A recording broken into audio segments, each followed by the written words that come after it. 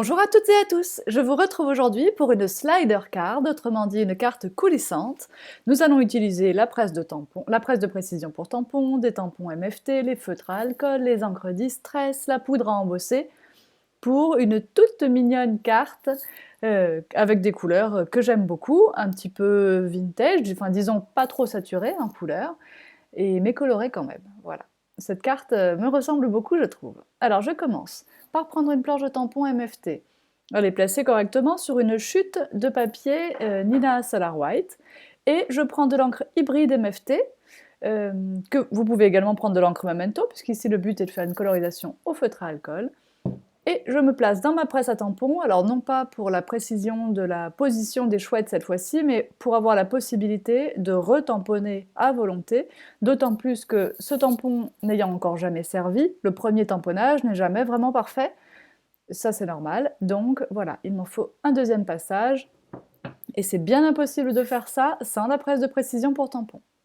Je décide de colorier avec la gamme VB de la nouvelle boîte de 24 feutres Spectrum, la boîte Vintage. Voilà que j'ai du mal à articuler ce soir. Et j'ai utilisé la boîte Vintage et la boîte Nature pour la mise en couleur de ces petites chouettes.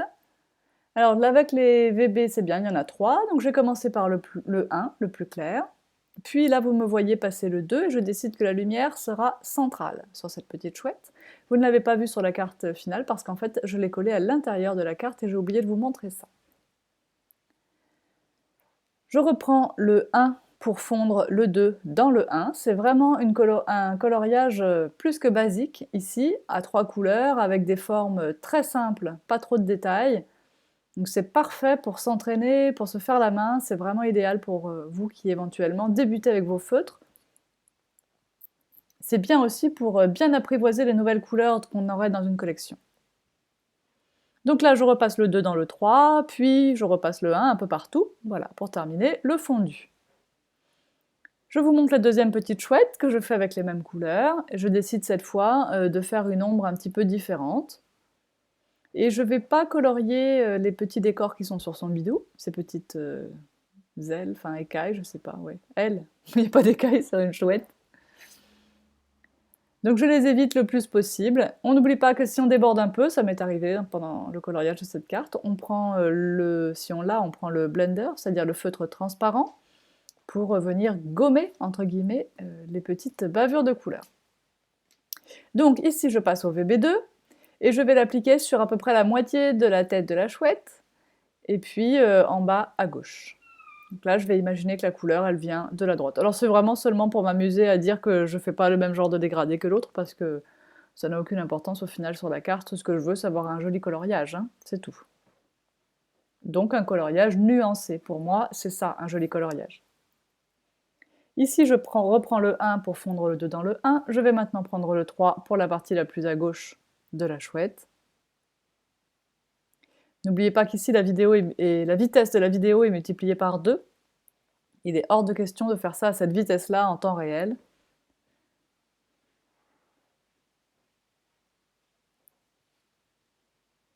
Je décide de prendre les DP de la boîte Nature pour faire le ventre de cette petite chouette.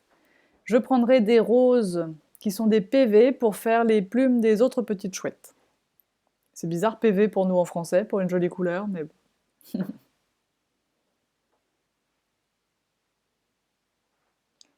Bien sûr, je vous rappelle ici que j'utilise des feutres à alcool Spectrum Noir, et je trouve que, et je maintiens que ce sont les feutres dont le rapport qualité-prix est le meilleur sur le marché en ce moment.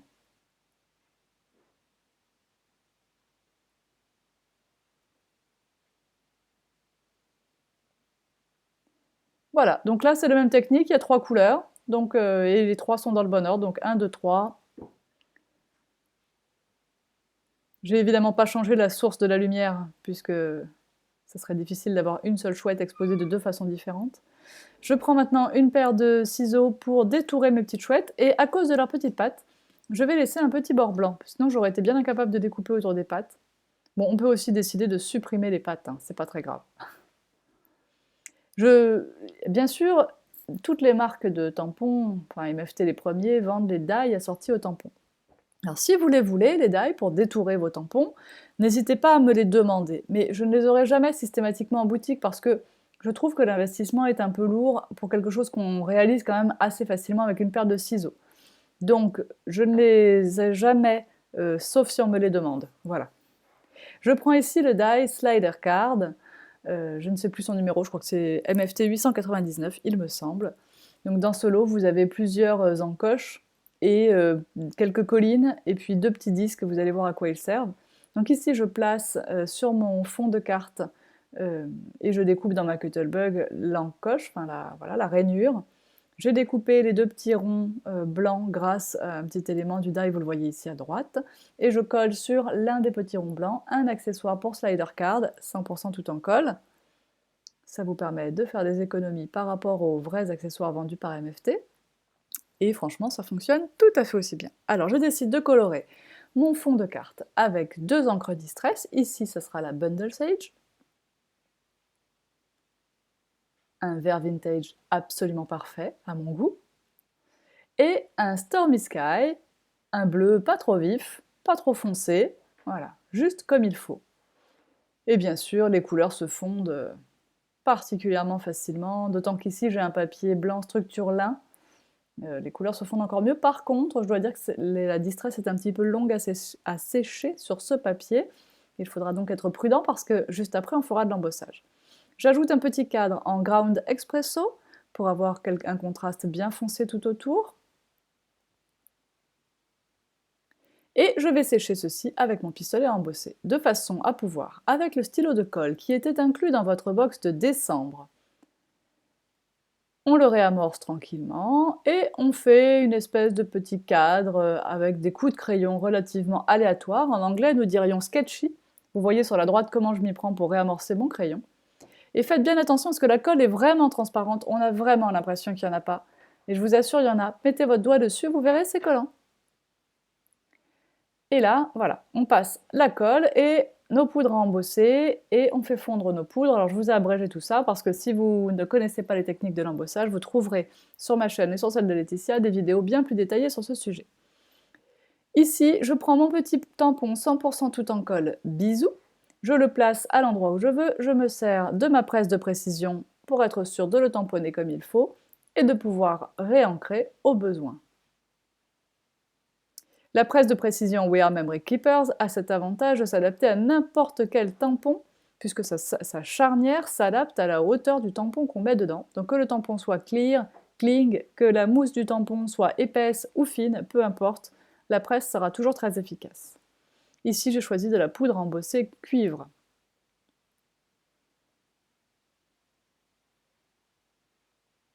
Voilà pour le petit bisou. J'ai coupé avec un die MFT une bannière. Vous pouvez bien sûr réaliser ça à la main si vous voulez. J'ai placé un petit trait de crayon pour savoir où fixer ce que j'avais préparé tout à l'heure, là, le petit élément en bois sur la rondelle de papier blanc. Une fois que ça c'est à la bonne position, je retourne, je vais placer ma petite chouette de l'autre côté. La chouette doit être collée entre le fond de carte et la bannière. Voilà, juste un petit trait de colle sur le côté et on la met en position. Un petit peu penchée, comme ça, elle est plus rigolote, on dirait qu'elle sort la tête pour voir ce qui se passe. C'est une invitation à la tirer. Celle-ci sera collée sur le petit disque en papier qui lui-même sera collé sur le petit élément en bois, donc l'accessoire pour slider card. Alors slider ou spinner, alors les spinner cards pour les puristes sont les cartes qui tournoient sur elles-mêmes avec une petite ficelle. Mais on peut aussi faire des spinner cards qui tournent sur elles-mêmes dans la fente de ce petit truc là, slider. Alors bon, du coup on sait plus trop comment les appeler, en tout cas c'est des cartes qui bougent. Ici je peux vous dire c'est sûr c'est une carte slider puisqu'elle glisse. Et tout slide c'est glisser, comme le patin à glace. Je coupe proprement mon scotch double face 3D, ce qui signifie qu'il est épais, c'est de la mousse en fait, hein. Et je fais attention parce que comme mon encoche est en forme de vague, il ne faudrait pas que mon scotch double face empêche la circulation de ma languette. Donc le haut c'est bon, je peux mettre en entier, mais pour le bas, eh ben, il va falloir que je coupe ma longueur de scotch double face en deux.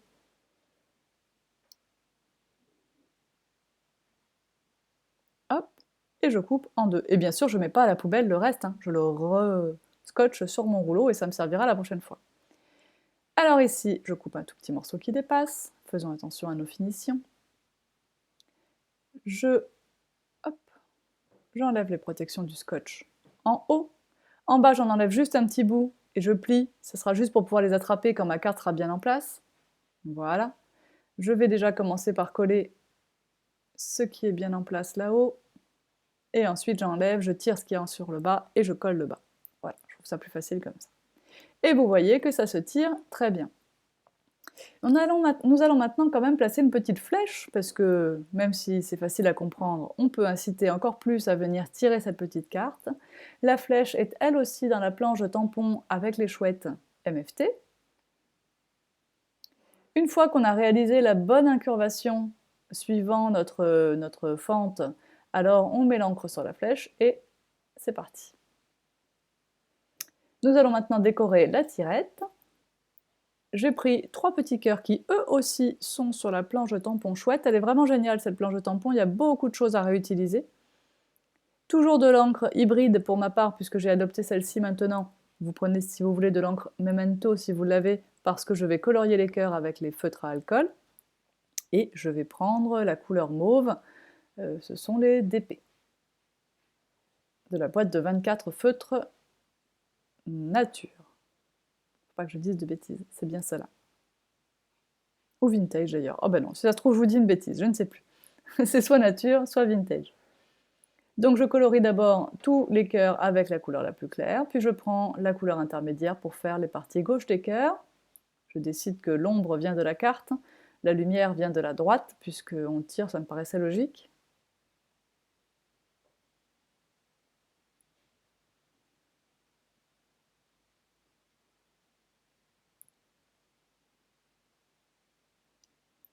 La partie la plus foncée maintenant, vraiment sur le pourtour.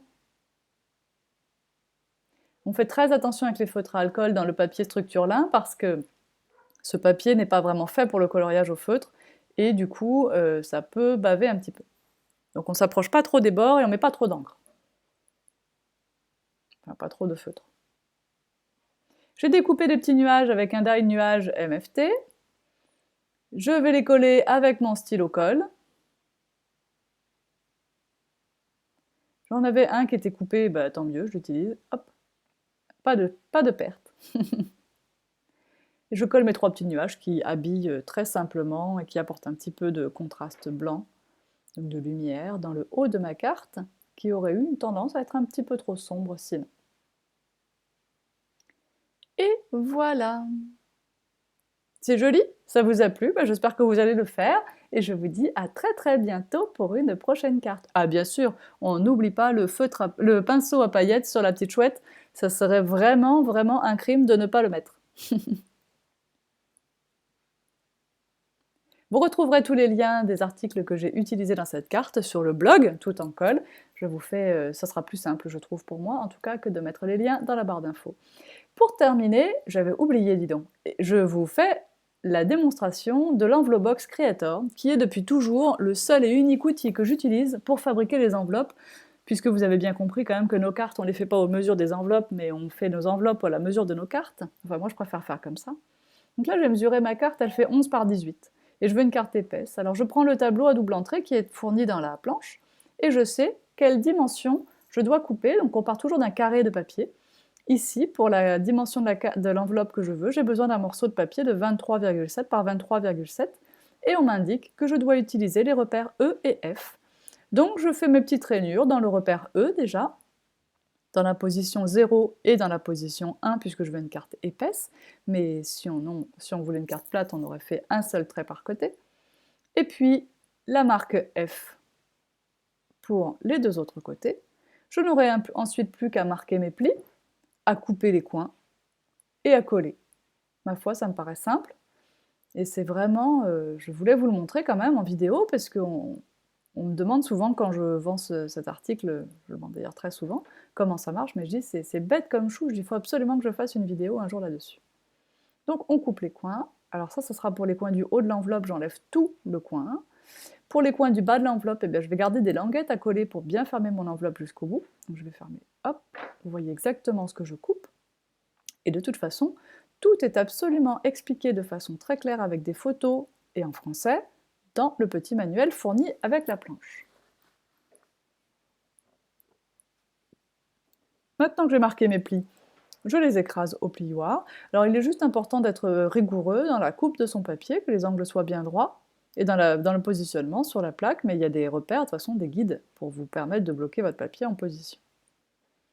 Donc une fois ici qu'on a écrasé tous les plis, y compris la petite languette, on va avoir besoin de points de colle pour les languettes et de scotch double face, et même je vais vous montrer la colle à enveloppe.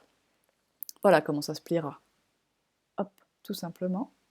On va couper le petit triangle là qui est en trop, donc on fait un repère tout simplement. Hop, un petit coup de crayon à la règle, un petit coup de ciseau, c'est fini.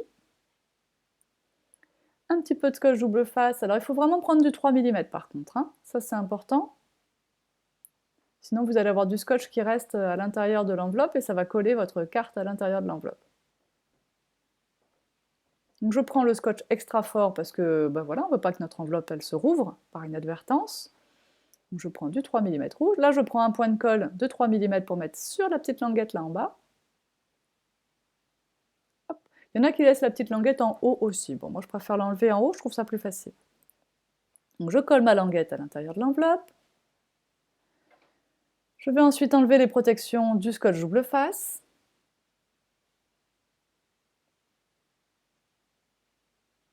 Et mettre en place correctement en faisant attention que les arêtes soient bien à la perpendiculaire. Et voilà.